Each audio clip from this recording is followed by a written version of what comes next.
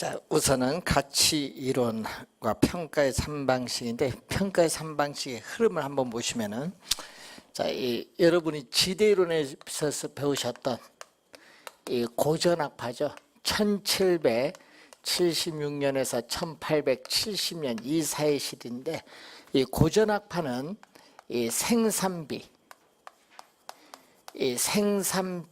가치설을 주장합니다. 이 토지에 우리는 노동력이라는 생산 요소를 투입했을 때 그 노동력 투입량에 따라 가격이 달라져요. 그래서 이 생산비 가치설은 이 생산비는 수요와 공급 어느 측면이에요? 수요죠, 수요. 그래서 생산비가 뭐를 결정하냐 하면은 재화의 가치를 결정합니다. 자, 생산비가 재화의 가치를 결정하는데, 즉 어느 정도의 비용을 투입을 해서 생산된 재화인가, 이 비용성의 원리를 근거로 해요. 자, 비용성의 원리를 우리는 근거로 해서 우리가 나타나는데 바로 생산비는 공급 측면입니다. 공급. 그래서 이 공급 측면에서의 가격, 이 공급자 가격의 특징을 가지고 있는데 이렇게 해서 나타난 방식이 원가 방식입니다. 원가 방식. 자, 원가 방식을 의미하는데, 자, 이 원가 방식은 두 가지가 있어요. 대상 물건의 가액을 구하는 원가법이 있고 대상 물건의 임대료를 구하는 적산법, 두 가지가 있는데, 자, 원가법에서 구한 대상 물건의 가액을 적산 가액, 자, 적산법에서 구한 대상 물건의 임대료를 적산 임대료라고 하죠.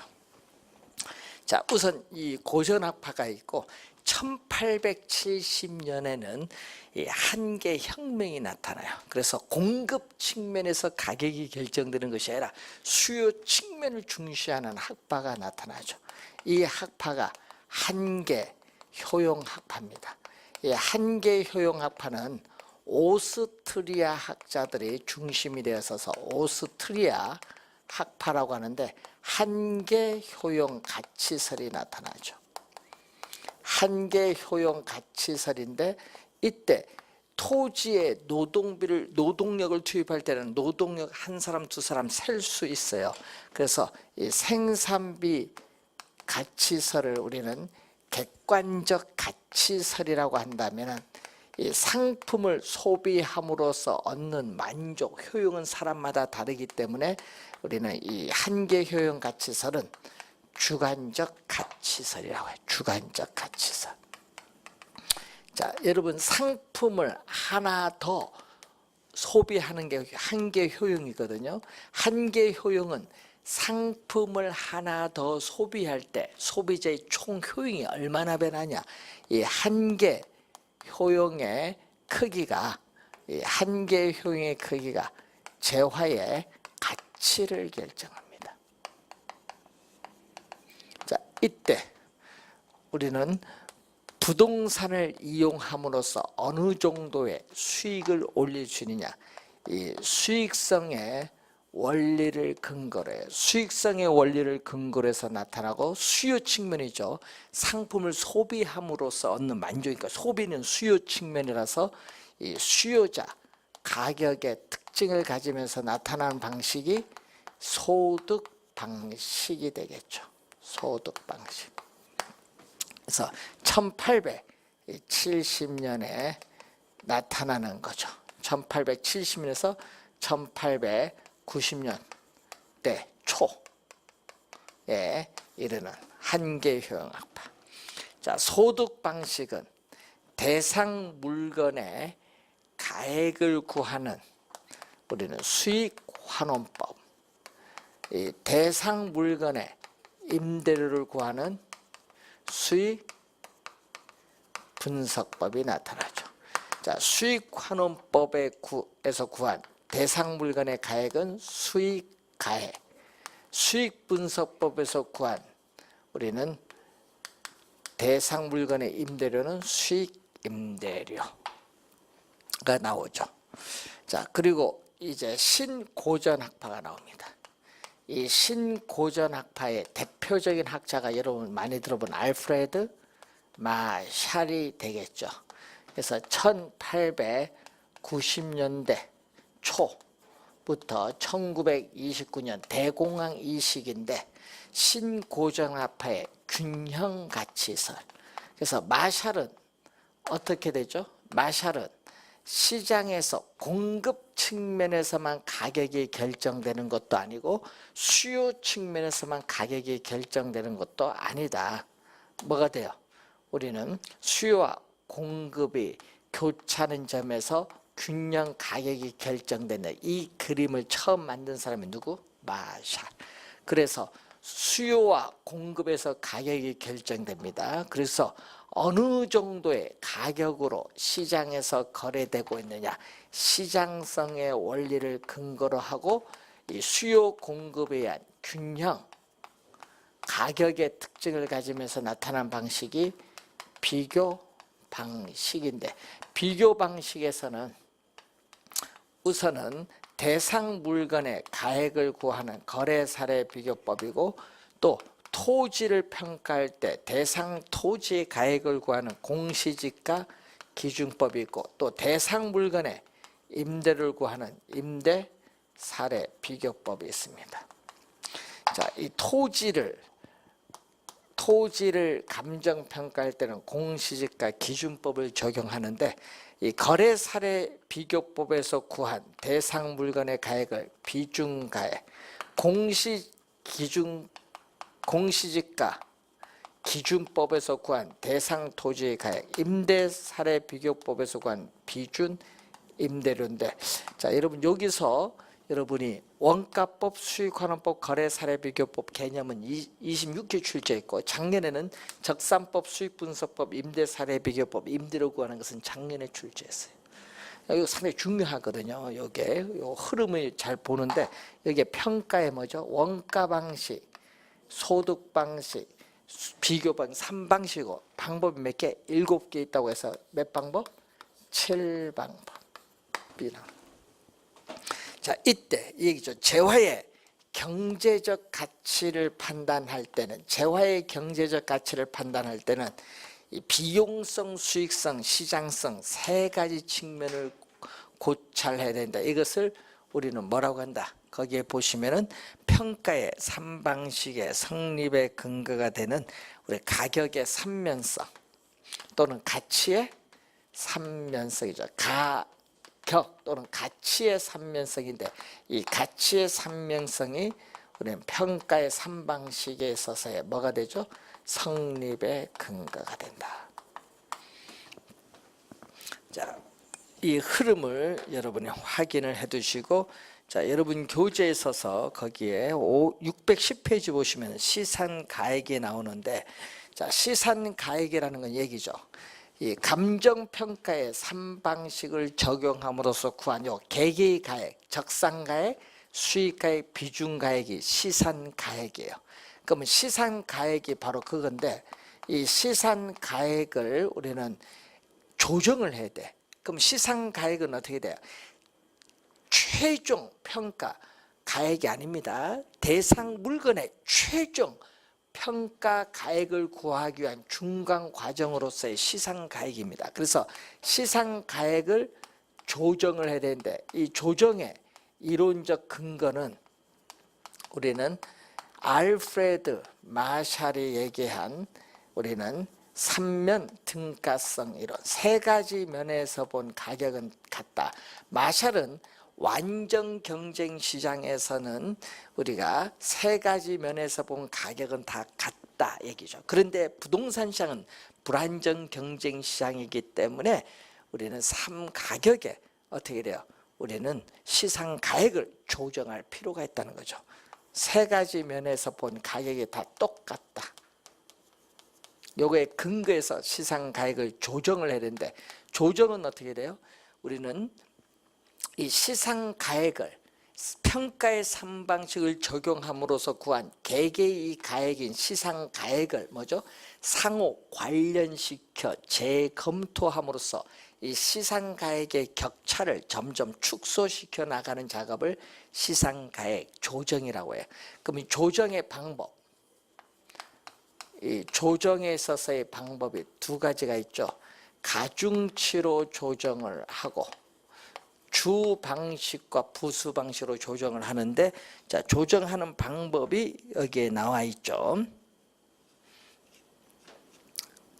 자, 611페이지에 거기 보시면은 어떻게 나오죠?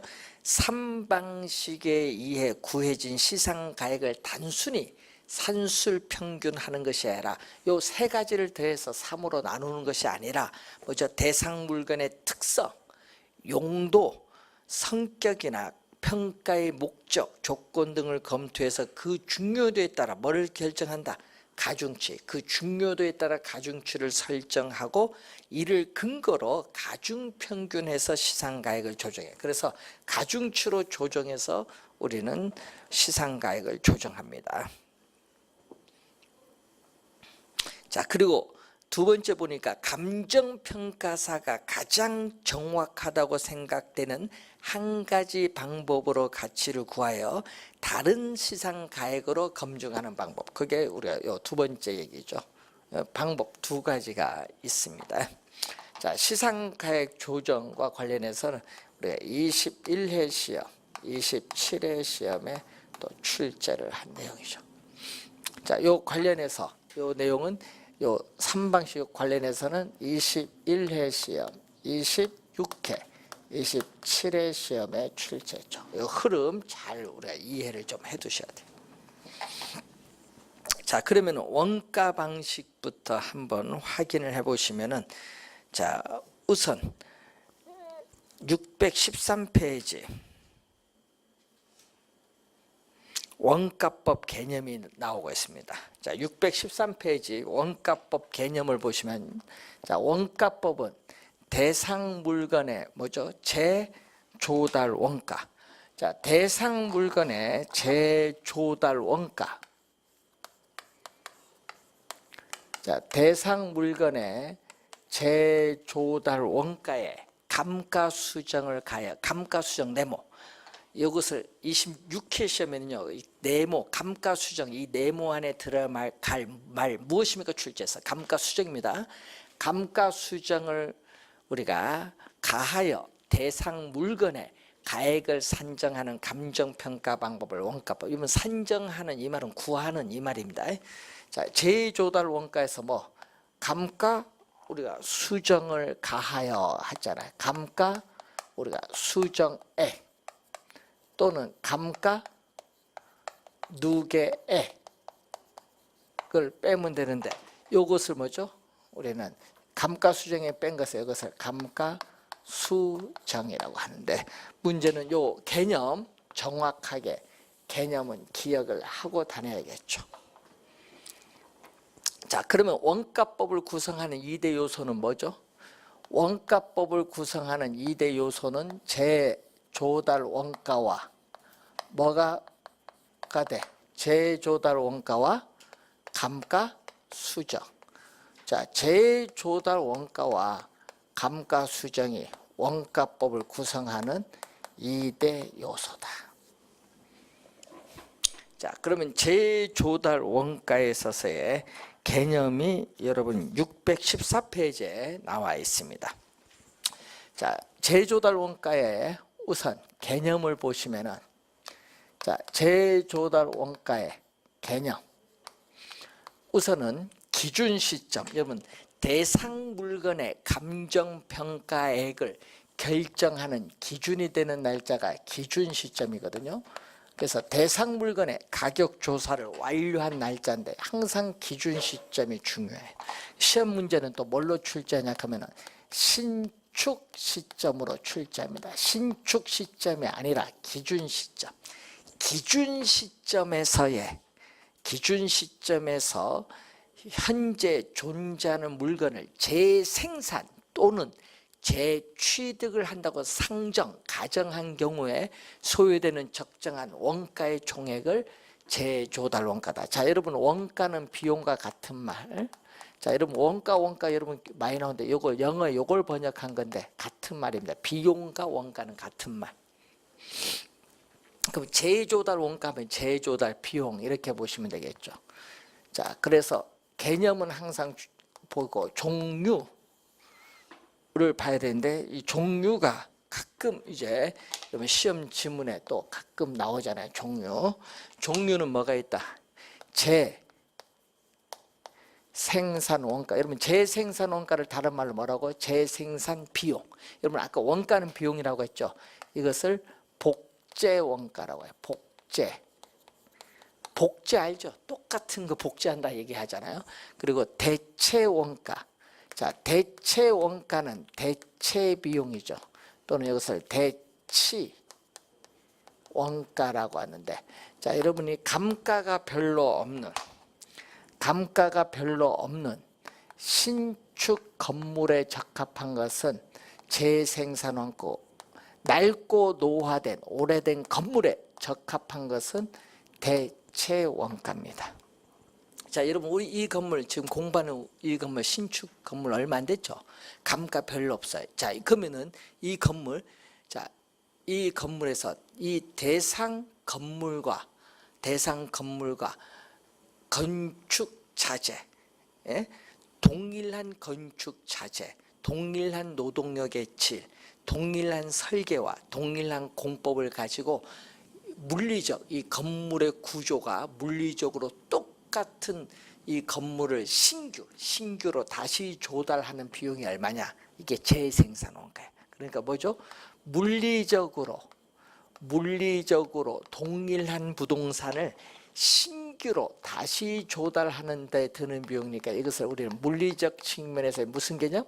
원가 개념입니다. 물리적 측면의 원가 개념입니다.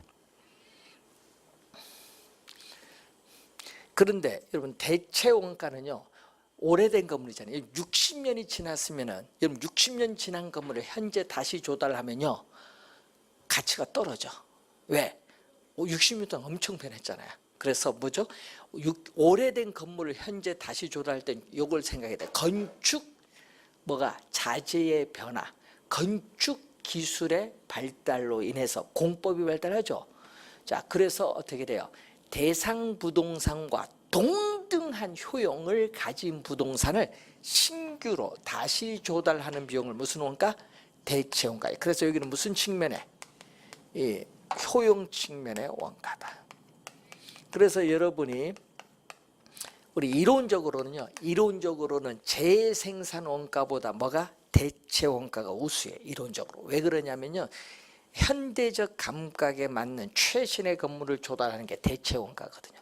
그런데 문제는 대체 원가는 주의해야 될 것은 최신의 건물, 오래된 건물을 최신의 현대적 감각에 맞는 건물로 조달하는 과정에서 기능적으로 뒤떨어졌잖아요. 60 오래됐으니까 기능적으로 뒤떨어진 부분을 다 반영했어요.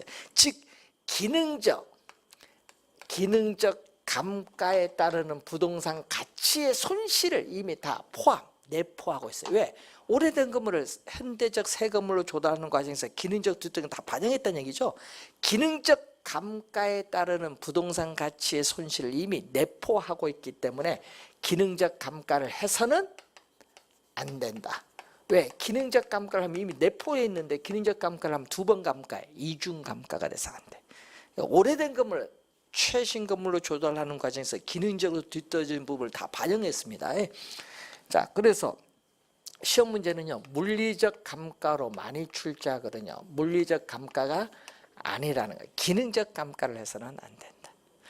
자, 그래서 문제는 이 효용은 실제 우리가 측정하기 어렵다 보니까 우리는 간접적으로 구할 수 있잖아요. 그래서 이제 우리는 실무적으로는 재생산 원가가 대체 원가보다 많이 활용하는 거예요. 실무적으로는. 효용은 간접적으로 구할 수 있는 거지. 자, 그런 내용이 거기에 나와 있는 부분이 되겠습니다.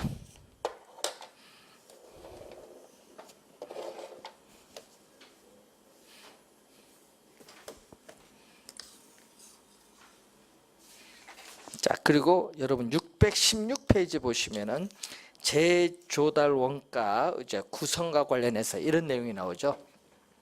재조달 원가 산정.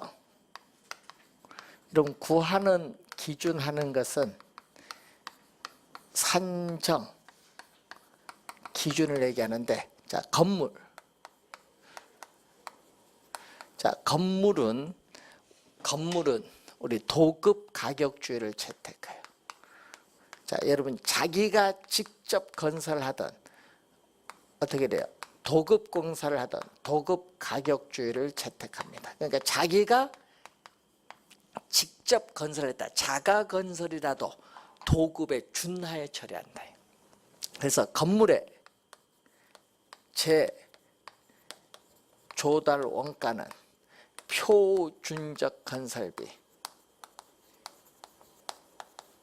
자, 표준적 건설 비용에는 여러분 건물 짓는데 노동력 원자재 투입하잖아요. 이런 것은 직접 공사에 들어가는 비용이고, 또 감독 관리에 들어가는 비용은 간접 공사비입니다.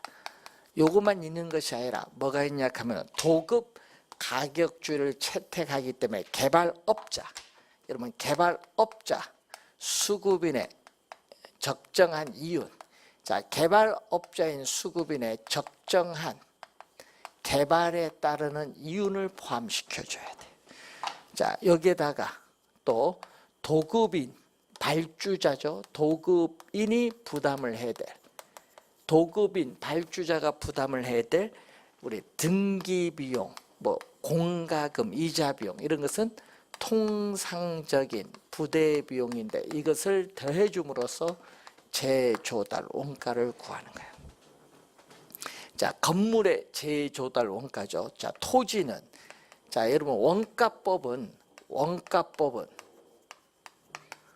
원가법은 재생산이 불가능한 토지는 적용하기 어려워요.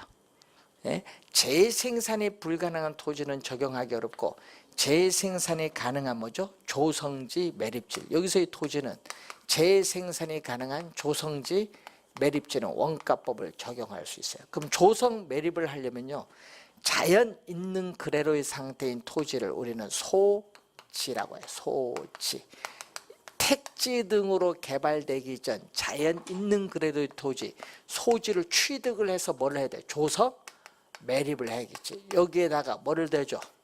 우리는 다 어떻게 돼? 조성 매립 하는데 소요되는 표준적 건설 비용에다가 또 통상적 부대 비용을 더해주면 돼. 요게 하나가 더 들어간다는 얘기죠. 요게.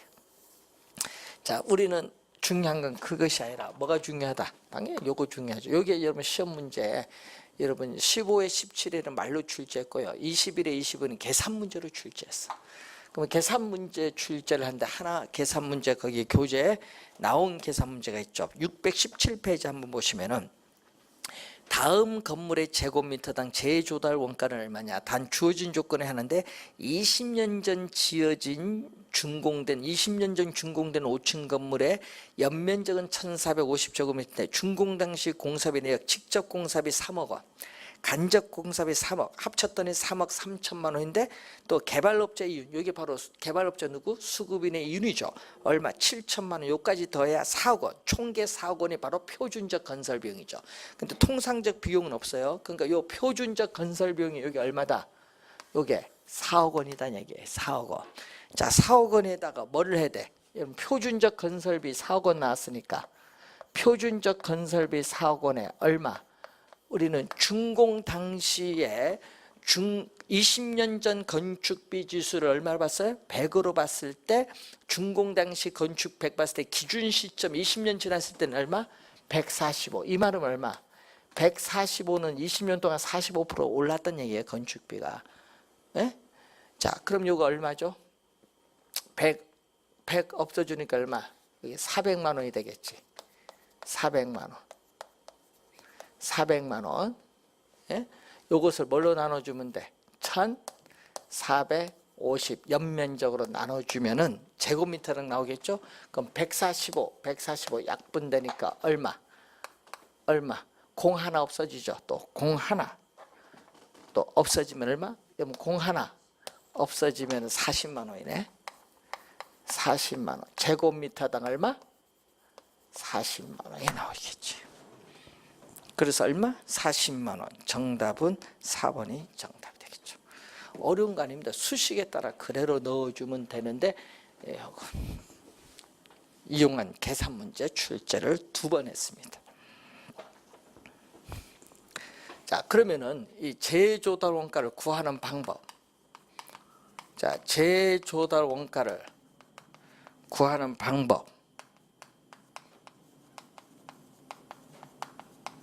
재조달 원가를 구하는 방법이 산정 방법이야.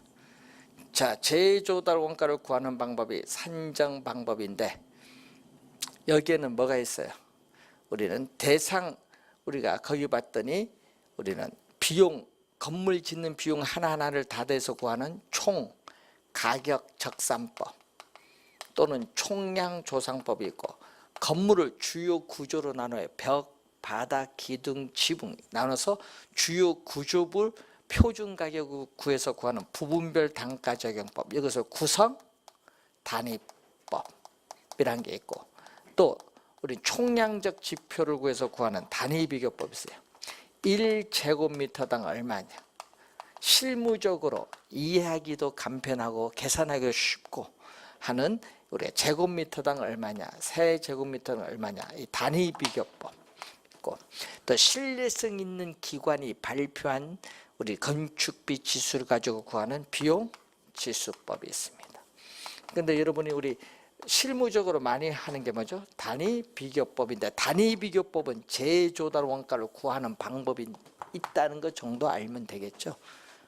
어디 속해 있는가 정도 확인해 두시면 되겠습니다. 자, 그 내용이 여러분 618페이지에 나와 있는 내용이죠. 자, 그리고 감가수정 619페이지 밑에 나오죠. 대상 물건에 대한 이 재조달 원가를 감액하여야 할 요인이 있는 경우에 물리적 감가, 기능적 감가 또는 경제적 감가 등을 고려하여 그에 해당하는 금액, 요거죠. 감가수정에 그에 해당하는 이 금액을 재조달 원가에서 이렇게 공제를 해요. 그래서 기준 시점에 있어서의 대상 물건의 가액을 적정화하는 작업을 감가수정이다. 그래서 여기서 요걸 빼서 요걸 구하는 게 감가수정이다, 개념이.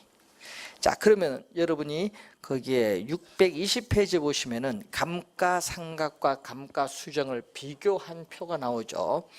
자, 그 내용을 한번 보시면은 이 얘기입니다. 이 평가, 우리는 평가 이론에서는 감가 수정이고, 그리고 기업 회계 이론에서는 감가 상각인데, 목적은 뭐죠? 목적을 보게 되면은 감가수정은 기준 시점에서의 대상 물건의 적정한 가액을 구하는 것을 목적으로 하고, 회계는 회계기간 1년 동안 손익계산 비용 배분 시에 우리는 투자한 자본의 안전한 회수와 유지를 목적으로 해요. 이 기준이 또 시험에 많이 내죠. 우리는 감가수정은 뭐를 기준? 재조달 원가를 기준하고, 감가상각은 취득 가격을 기준으로 해요. 자, 그리고 또 내용연수는 우리는 감가수정은 오늘 관리에서 배웠죠. 경제적 내용연수를 우리가 기준해서 우리는 기준 시점에서부터 경제적 내용연수 끝날 때까지 장래 보존연수 또는 장래 보존연수, 장존 내용연수를 중시를 합니다. 그렇지만 여기는 감가상각은 세법상에 규정된 법에 정해진 법정 내용연수를 기준해서 우리는 실제 경과 몇 년 지났냐, 준공에서 경과년수를 중시하죠. 자, 감가 요인을 보면은 우리는 감가수정은 물리적 감가 요인, 기능적 감가 요인, 경제적 감가 요인 모두 고려하지만은 이 감가상각은 어떻게 돼요? 기술적 측면인 물리적, 기능적 감가 요인만 고려하고 외부적인 경제적 감가 요인은 고려하지 않습니다. 자, 또 관찰 감가뿐. 여러분 감정 평가사가 평가 대상 물건을 직접 관찰하는 건데 관찰법을 인정하는 건 감가수정, 인정하지 않는 건 감가상각이고, 감가수정은 현존 물건만을 대상으로 하고 어떻게 돼? 대상 물건마다 우리는 장가율을 개별적으로 판단하지만 감가상각은 우리는 멸실 없어졌다, 멸실되어도 법적으로 수명이 남아있으면 상각이 개소됐고 장가율이 일정합니다. 여러분 장가율이 감가상각은 일정한데 재조달 원가, 장가율은 재조달 원가에서 잔존 가격이 차지하는 비율이 일정한 게 감가상각. 감가수정은 이 장가율을 개별적으로 대상 물건마다 판단. 그리고 적용은 감가수정은 상각 자산뿐만 아니라 비상각 자산인 토지인 조성지 매립주도 적용하지만 여기는 뭐에만 적용? 상각 자산만 적용하고 비상각 자산인 토지에는 적용할 수 없다.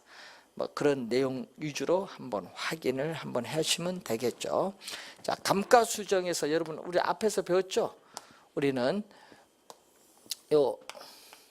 여기 바로 뭐죠? 준공해서 물리적으로 존속이 가능한 물리적 내용연수는 기술적 측면의 개념이고, 경제적 수명이 닿을 때까지 버틴 연수가 바로 뭐죠? 경제적 내용연수다. 경제적 내용연수. 그러니까 평가에서는 경제적 내용연수는 물리적 내용연수보다 그 기간이 짧고 이 경제적 내용연수를 기준으로 부동산 가치를 평가를 해야 되는데, 요 종기 경제적 내용연수 끝났을 때 남아있는 가격은 있어요. 아직 철거할 때까지는 수명이 남아있으니까. 그러면은 이때 문제는 준공을 해서 5년이 지났다. 5년이 지나면 뭐가 돼? 이 5년은 뭐라고 해? 경과연수. 우리 이 감가상각은 이걸 중시하지, 경과연수. 그러면 5년 지난 시점, 기준 시점에서 내 건물의 가치가 얼마냐 물을 때는 기준 시점에서 경제적 내용연수 끝날 때까지 이 기간을 우리 뭐라고 하죠? 잔존 내용연수라고 하는 거예요. 아까 우리 잔존 내용연수 배웠잖아요.